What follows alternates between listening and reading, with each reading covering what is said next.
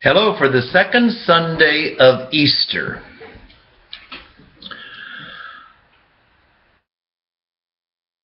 Last Sunday, Easter Sunday, in all the churches we dealt where the women went to the tomb and found an empty tomb, and then what started to happen in the early church, at least for 40 days after Jesus rose from the dead.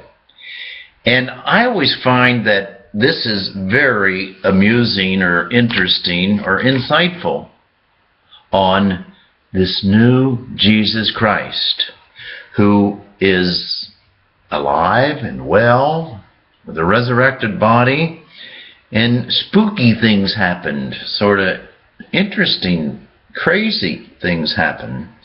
For example, they're all in one room and the doors being locked, and boom, there he is in the midst of them. And all the people that didn't recognize Christ. All week this week we've been dealing with some of these things, and I'd like to just quickly run down them. Like, on Monday, Mary meets Jesus, and Jesus said, "Mary, go tell all the other disciples that I'm alive and I'm well, and I'll meet them in Galilee." And she does. On Tuesday, Mary meets Jesus at the tomb, and she thinks that Jesus is the gardener. She says, "Sir, if you have placed him somewhere else, tell me so I can go and tend to my master." On Wednesday, two of the disciples walked with him to a little town called Emmaus, 7 miles from Jerusalem, and they walked with Jesus for 7 miles, talking about what had happened, and they don't recognize him. On Thursday, Jesus meets his disciples, and he says, "Look, 'tis I, it's not a ghost. I'm not a ghost. Give me something to eat." So he eats some baked fish or grilled fish and a piece of bread in their midst to say, you're not just seeing a ghost. You're seeing me. On Friday, Jesus is at the Sea of Tiberias with his disciples, and he winds up helping them get a wild catch of fish.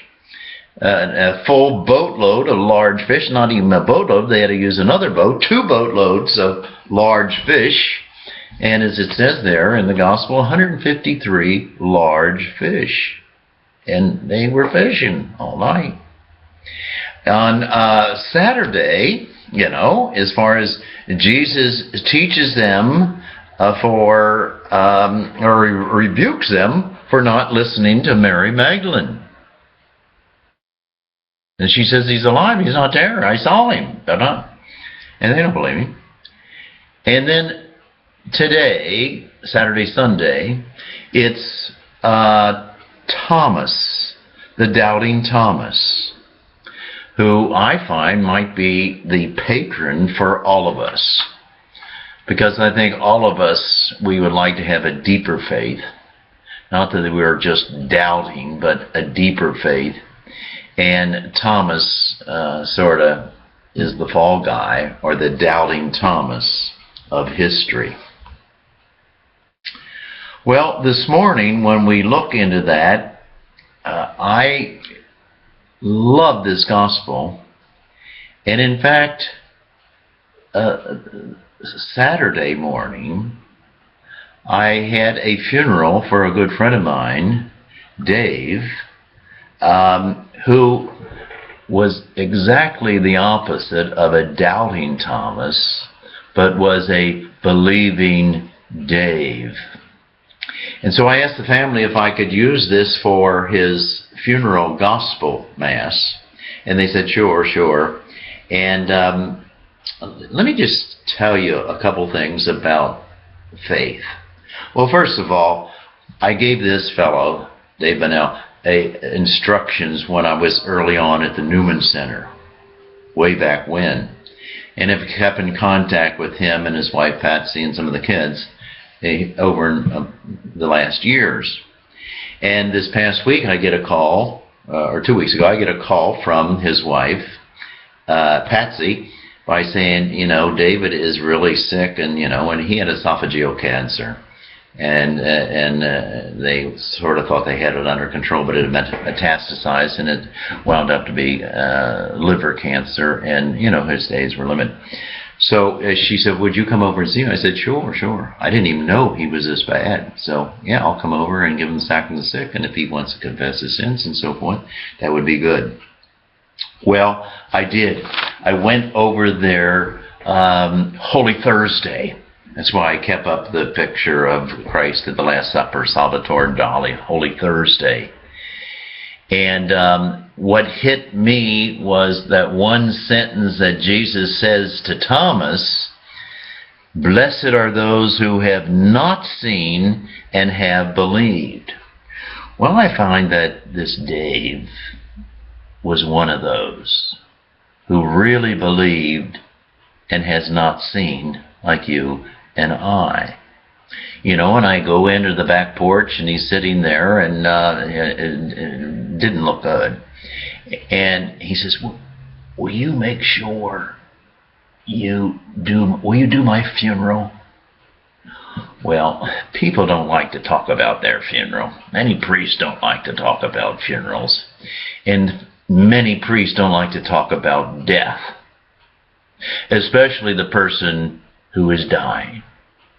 Well, I find that, and not too many people do I find, probably myself too, if I'm in that position, how good or how open or willing would I be to talk about death?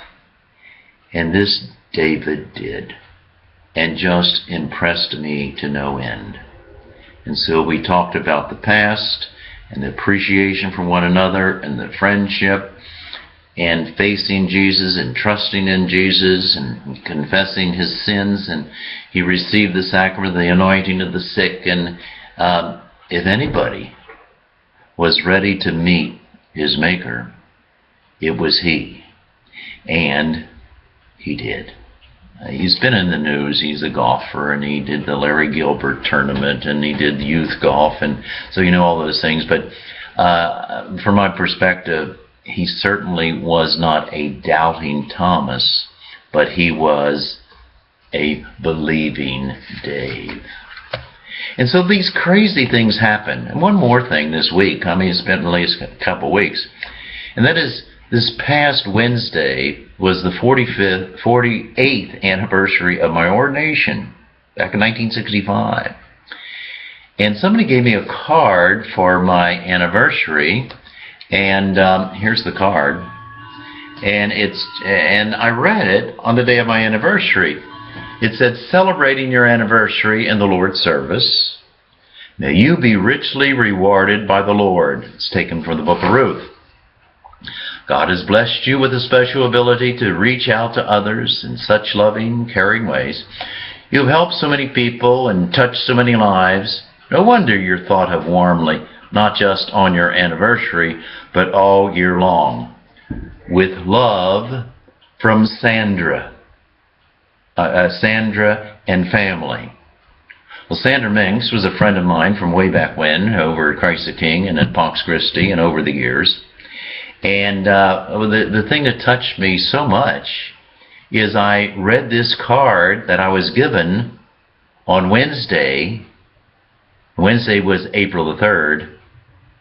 I buried her March the 18th. And there's a little note from her daughter, says, "With love from Sandra and family."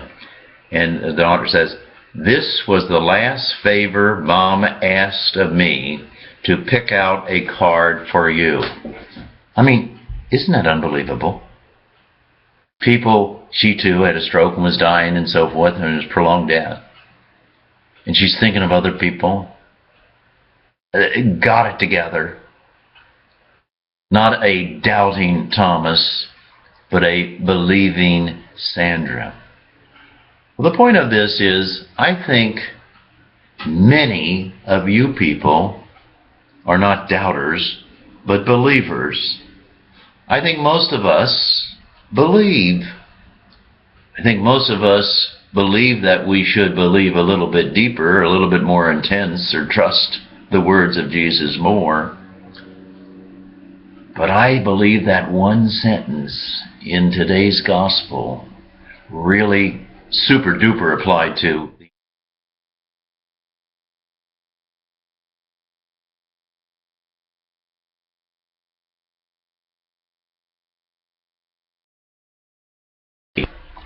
have a good day.